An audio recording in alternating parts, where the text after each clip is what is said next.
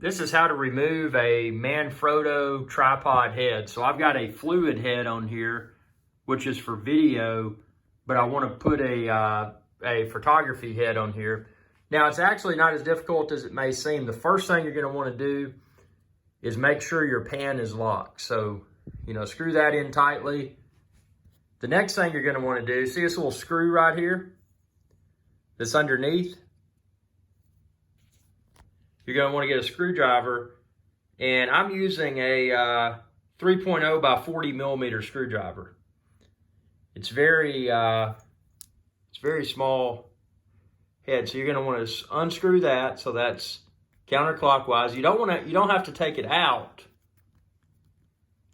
because this piece will fall, but I think that may be enough right there. And now once I've done that, again, the pan is locked. I'm going to gently tap on that, and then, so you can see here, you're starting to see through there. You just gently screw, or gently twist rather,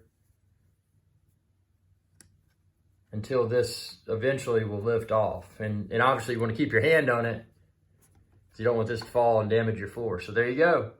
That's how to remove a tripod head from a Manfrotto tripod. And just if you're curious, the type of tripod I was using, obviously it's a Manfrotto, but I'm using a Manfrotto 055. So I hope this video helped. If it did, be sure to like, share with others, and consider supporting me on Patreon too. You can find my Patreon link within this video's description, patreon.com/IrixGuy. Y'all have a good day. Hey y'all, Captain IrixGuy here. I hope y'all enjoyed this video. If you did, please be sure to subscribe. It's youtube.com/IrixGuy. And ring that bell icon when you do to be notified whenever I post another video. Thanks for your viewership, and y'all have a good day.